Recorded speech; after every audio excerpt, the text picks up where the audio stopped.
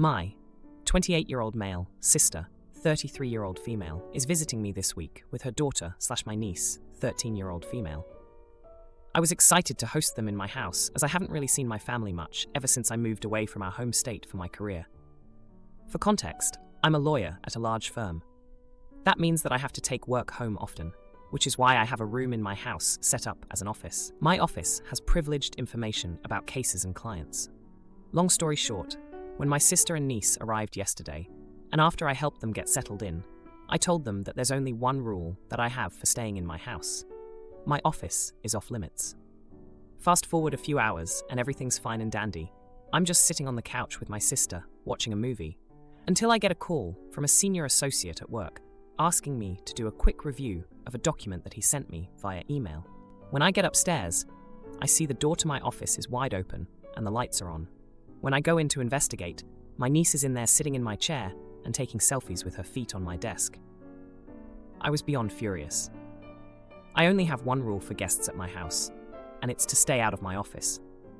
I have that rule for a reason. Not only would I be at risk of disbarment, but the integrity of the entire case would be jeopardized if any of that information is leaked. While I'm not accusing her of that specifically, I just don't want uninvolved people in my office taking pictures and posting them on social media where there may or may not be protected information in view of the camera. I asked her what the hell she was doing, and she said, "I was just curious. I want to be a lawyer like you when I grow up." I told her, "Get the frick out and stay out, you little witch." My sister came running up the stairs after my niece started crying, and she told me that I was a monster for talking like that to a kid. I told her that she had no business being in my office, and my sister said that it doesn't matter because she's just a kid. So, am I the idiot? Well, I certainly wasn't expecting this post to get this many responses. So I first wanted to start off by thanking each and every one of you for taking the time to read my post and weigh in with your judgment. Even the people that sent me death threats in the DMs. You know who you are. Special thanks to those who sent in their judgments via DM when the mods locked down the thread. After reading the comments and having time to cool down and think about all this, I accept that I was a jerk in this situation. While I was right to be mad, I overreacted and made this situation something that it wasn't. This is also a wake-up call for me to stop being lazy and do a better job of securing my documents.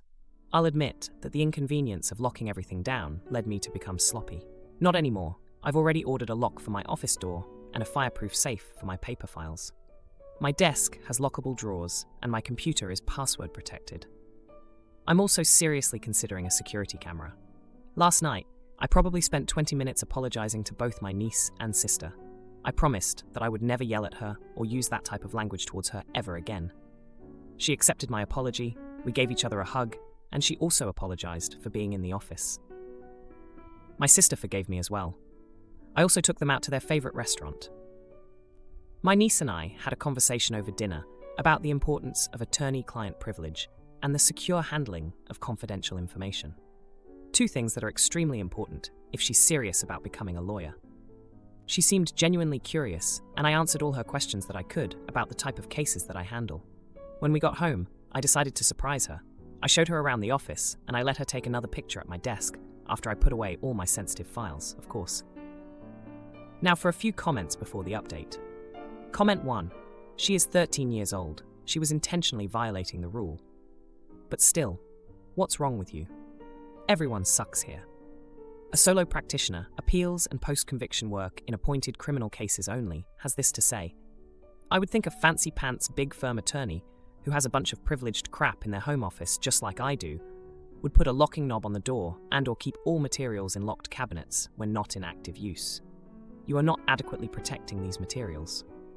Sure, your front door locks, but once someone is in the house, apparently they could easily get into this stuff without you noticing in time. Comment 2. Everyone sucks here. A 13-year-old is old enough to understand that a certain room is off limits and not go in there. But calling her a witch was taking it way too far. As a lawyer, you should have a much better grip on handling stressful situations without losing your cool. Lastly, why was she taking pictures of her feet? Edit.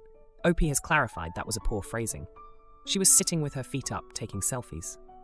Now for the update. Hey everyone. It's been a wild month since my last post, and I've got to say, the drama hasn't stopped. Thanks again for all the advice and support you guys gave me last time. It really helped me get through some tough moments. So after I thought everything was settled with my niece and sister, things took a turn for the worse. Remember how I mentioned I was going to secure my office better? Well, I did. I got that lock for my office door, the fireproof safe, and even installed a security camera. I thought I was finally in the clear, but boy was I wrong. Last week, I had a huge case coming up. It was one of those make or break moments in my career, and I had been working non-stop. My sister and niece had gone back home by then, and I was alone, buried in paperwork and prepping for court. That's when it happened. I got a call from my boss, and he was not happy.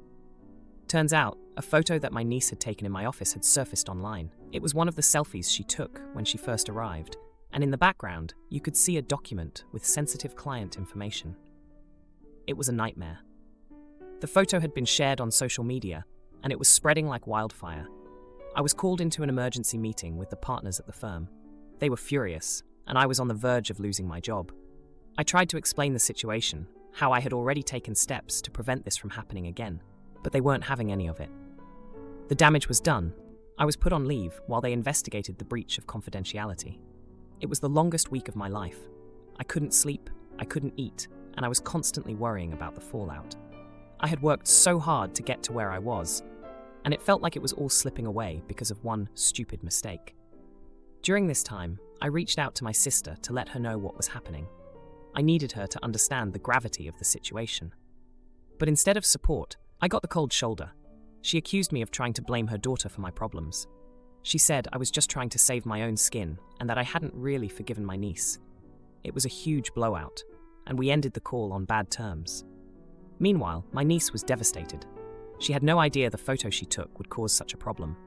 She sent me a heartfelt apology, and it was clear she felt terrible about the whole thing. I didn't blame her. She was just a kid who made a mistake, but the damage was done, and I had to deal with the consequences. After a grueling investigation, the firm concluded that I hadn't intentionally compromised any client information. But my reputation had taken a hit. They decided to keep me on, but I was demoted. I was no longer handling the big cases I was used to. Instead, I was given grunt work, the kind of stuff I hadn't done since I was an intern. It was a huge blow to my ego, and every day at work was a reminder of the incident. My colleagues looked at me differently, and I could tell they were talking behind my back. It was like I was back at square one, trying to prove myself all over again. But the real kicker came just a few days ago. I was at work, going through piles of paperwork, when I got a text from my sister. She had been talking to our parents, and somehow the story had gotten twisted. Now, I was the villain who had put my niece's future in jeopardy. My parents were furious with me, saying I should have been more understanding and that I had overreacted. I couldn't believe it. After everything that had happened, after the apologies and the dinner and the heart-to-heart talks, I was still the bad guy. It felt like no matter what I did, I couldn't win. So here I am, stuck doing menial work with my family relationships in tatters and my career on shaky ground. It's been a rough month, and I'm just trying to keep my head above water. I've learned my lesson, that's for sure. I'll never underestimate the importance of securing my work again. But man, I never expected things to spiral out of control like this. Thanks, Reddit. Stepdaughter trashes dinner again, so I ban her from the table. Her mom calls furious, but she'll learn actions have consequences. I have a 19-year-old stepdaughter, Molly, who attends college 2.5 hours away and visits us a few times a month for 2 to 3 days at a time.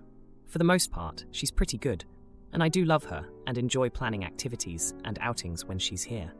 For the past 6 months or so, Molly has become extremely picky about the food my husband or I cook, but not any other food. She will try a dish, take one bite, and if she doesn't like it, throw it in the trash. I mean, throw the entire dish in the trash, not just the bite she tried. For example, I'll make a homemade lasagna that she's had many times before.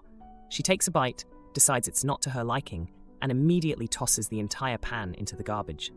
This always happens when neither myself nor my husband are in the kitchen with her. We've both asked Molly why she throw the food out, and it's always the same response.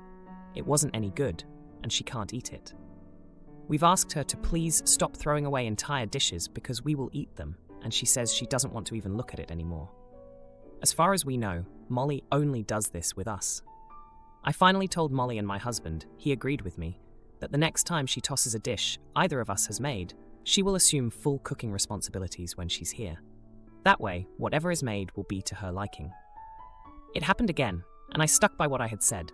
Molly got upset and went to her mom's, 30 minutes away, because her time with us or her mom is supposed to be fun and relaxing, not having to do chores. Molly's mom called my husband in a rage, screaming how we are treating Molly unfairly. She's a child. And it's not that hard to just fix a different meal to make her happy, and accusing us of emotional and mental abuse. Molly's mom does not cook, so they either go out or order food for all of their meals. Molly is currently refusing to visit unless I apologize to her and agree she can do what she wants with the food. My husband misses his daughter, but he's siding with me on this, saying Molly has been wasteful and disrespectful of our cooking and hospitality. We never cook anything we know she dislikes. When she's here, we tend to make dishes that she's always enjoyed before and ask for her input and suggestions, but she says she doesn't care what we make. I feel bad because I know this is hurting my husband, and I do miss Molly, plus I want her to spend time with us and have a good time doing so. Am I the jerk? Note, for everyone asking if Molly is pregnant, no, she is not. Molly is very openly homosexual. She likes vaginas, only vaginas. Additional note, this only happens at our house. When we go out or order food, she happily finishes her meal, gets dessert, and often finishes my food too, which I absolutely don't mind. Additional note too, Molly is 19. She's not a minor. Nobody can force her into any sort of therapy without her consent and willingness to go. Now, for a few comments before the update. Comment 1. Not the idiot. Molly is acting like an entitled, selfish brat.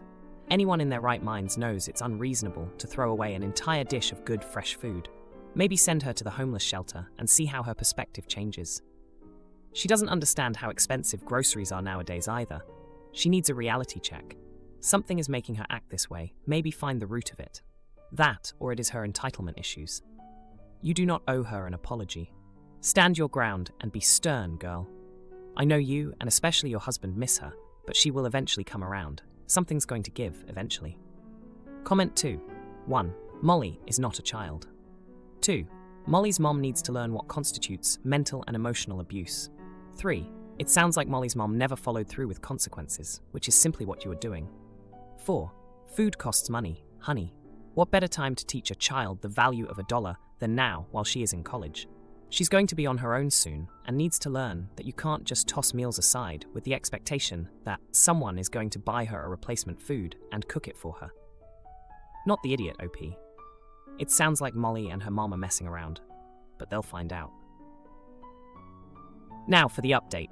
Hey Reddit, it's been 3 months since I last posted about my stepdaughter Molly and her habit of throwing away entire dishes of food that she didn't like. A lot has happened since then, and I think you'll find the developments pretty interesting. So, after the last incident, Molly had gone to stay with her mom, and things were tense. My husband was missing his daughter terribly, and I was feeling guilty about the whole situation. We were stuck in a stalemate, with Molly refusing to visit unless I apologized and let her have her way with the food. But then, something unexpected happened. Molly's best friend, who often visited our house, came over to talk. She revealed that Molly had been bragging about manipulating both her mom and us with her food antics. Apparently, Molly thought it was funny to see how far she could push us and enjoyed the drama it created. This was a shock to us because it was so out of character for the Molly we knew. Armed with this new information, my husband and I had a long talk. We decided that we wouldn't give in to Molly's demands, but we also didn't want to lose her. So we came up with a plan. We invited Molly over for a peace talk dinner, promising that we would discuss the situation and come to an agreement. Molly arrived, expecting to have the upper hand, but we had a surprise for her. We had cooked all of her favorite dishes, the ones she had always loved. But before we sat down to eat, we confronted her about what her friend had told us. Molly tried to deny it at first, but when we stayed calm and showed her we weren't angry, just disappointed, she broke down and admitted everything. It turned out that Molly had been feeling left out since she started college. Her friends were all experimenting with their identities and pushing boundaries, and she wanted to see if she could do the same with us. She didn't realize how much it hurt us and was genuinely sorry. After a long discussion, we all agreed to start fresh. Molly would respect our cooking, and we would be more open to discussing any issues she had. It seemed like we had finally reached a breakthrough. But the real twist came a few weeks later. Molly had been sticking to her word and being respectful during her visits. Then, one evening, She cooked dinner for us as a surprise. It was a dish we had never tried before, and honestly, it wasn't great. But we praised her effort and ate it without complaint. The look on Molly's face was priceless. She had expected us to react the way she used to, but instead, we showed her kindness and appreciation. That night, she apologized again, this time with tears in her eyes, saying she finally understood how our actions had made us feel. Since then, our relationship with Molly has improved dramatically. She visits more often, and we enjoy our time together. She even started bringing leftovers from her cooking experiments at college, which, to our delight, have gotten much better. And as for justice being served, well, Molly's mom called us recently, complaining that Molly had thrown out an entire meal she had ordered because it wasn't to her liking. It seems Molly had decided to give her mom a taste of her own medicine, showing her what it felt like to have food wasted. We couldn't help but feel a sense of poetic justice, even though we didn't encourage Molly's behavior. Brother demands nephew's $5,000 savings, but I won't let his toxic choices drain it. Nephew smirks, knowing the money's safe with me, as, "Hi everyone, I need your judgment on a situation involving my teenage nephew's finances. My sister and family overall have poor money management skills, and my nephew, recognizing this, asked me to control his money for him, since I am more responsible and manage my money well. He values responsible financial management and, after discussing it with him, I agreed. He's only a junior in college, but he's earned a decent amount of money through little jobs he's done here and there, as well as lifeguarding in the summer. When he needs money for something, I give it to him. Originally, his account was linked to my bank, but in his name, so I can do easy transfers for him when needed. Now recently, his mom, my sister, and her husband somehow bought a house way beyond their means. I really don't know how they got approved, but now they are drowning in bills and consistently behind. My sister recently called her son in college and asked him to give them what he has so they can cover some bills. My nephew, being the honest kid he is, actually told them how much he has saved, upwards of $5,000, and they wanted all of it. He said no, because he's saving this money for when he graduates, so he can buy a car or maybe move out and start his life. My sister then forcefully tried to go to his bank and demand money be withdrawn, but she was denied since I am the main account holder. My sister called me and insisted I transfer her the money because it's her son and she has a right to that money. I stood my ground and said no, it's not fair to take from him and what he's worked for, especially since I know for a fact they won't pay him back. My nephew offered them a compromise of giving them $1,000 free and clear, but they want all of it, and I refuse to release it, as my nephew has told me he doesn't want to. Now my sister has called our mom and the entire family to make me look like a controlling witch, and saying how I am trying to parent her son and teach him bad manners and not to help family. She's telling everyone I should give her control of the money because it's her son. So, am I the idiot for standing my ground and refusing to give my sister access to her teenage son's money? Even though he and I both think it's in his best interest to have responsible financial oversight. I'm wondering if I am, since they really need it, and may lose a lot without it, but my nephew said no, and it's his money. Update.